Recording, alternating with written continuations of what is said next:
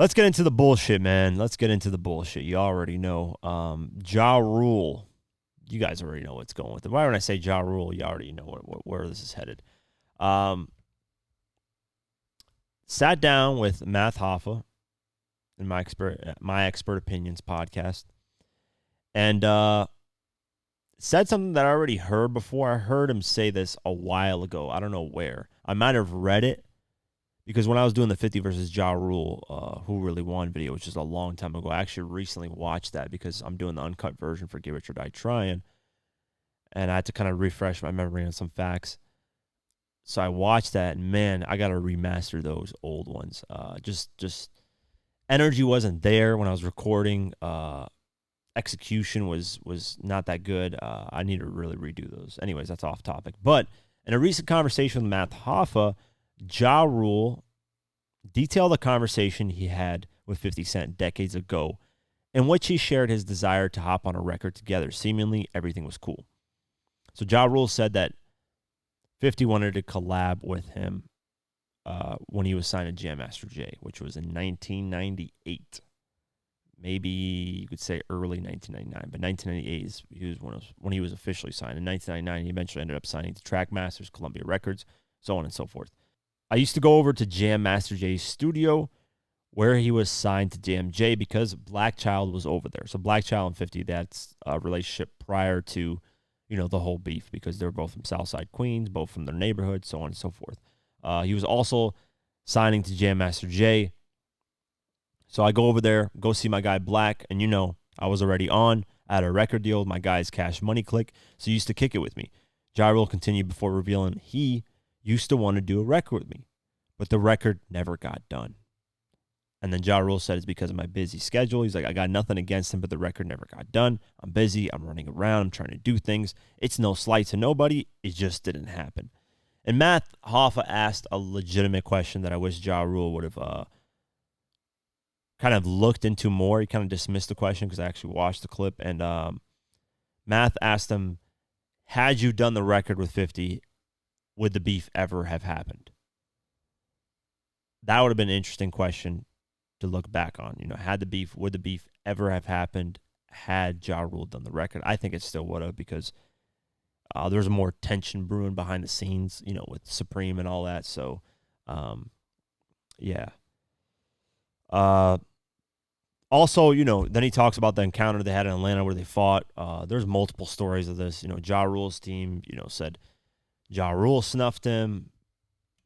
50's actually never really spoken too much on it. Like, he spoke on it, but he never really cared to, say, oh, I beat his ass, this and that. 50 just kind of let other people, like Chaz Slim Williams, who passed away in 2019. He mentioned that 50 was the one that snuffed him, hit him, and then, people on Ja's team saying they jumped him. You wouldn't have to jump somebody, So it's if Ja Rule actually beat his ass. So there's so much shit going on that story's mixed, twisted in one side or the other side. He goes on to talk about that, and then Ja Rule says in the video, "I'm not the one bringing 50 up. It's people asking me about him," and that is true, man. When a lot of people get attacked for these things in interviews, why are you talking about this? 30 years later, blah blah blah blah blah.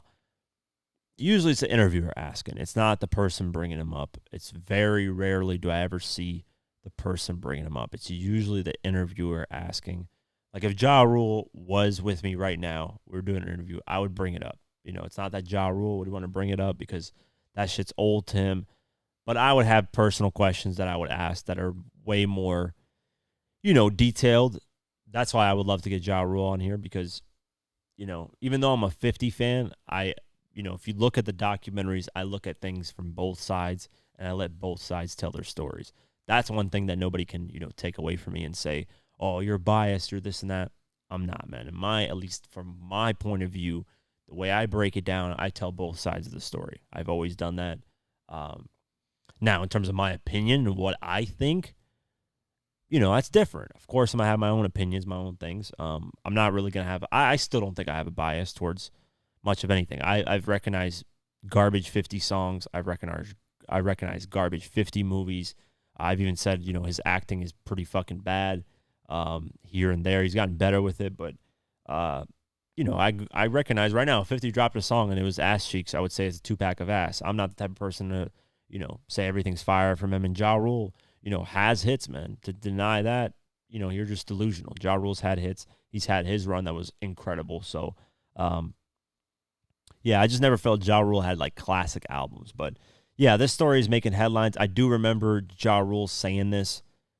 I don't remember exactly where. Maybe it was an interview, maybe it was an article, but he said this before. So now that it's making its rounds again, it's interesting because,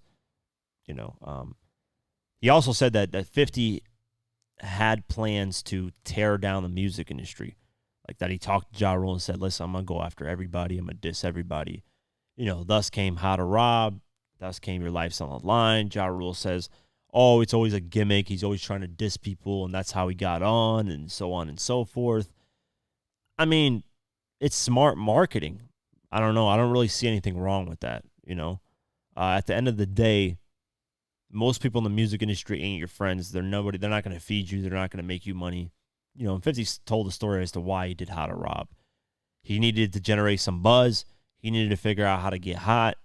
That's, and people can say, oh, he's, the only thing he gets hot is by gimmick. I mean, if it was a gimmick, if all that was a gimmick and it was just clout chasing, he wouldn't have lasted as an artist. He would have fell off. He would have never made it to Get Rich or Die Trying, because people would have been like, yo, this guy was just somebody dissing people, but that never happened. He can write hit records. So yeah, that's the kind of argument I have with that. But yeah, go ahead and check out the interview. Tony Ayo and Drink Champs is cool. And then Math Hoffa, Ja Rule on there as well is dope.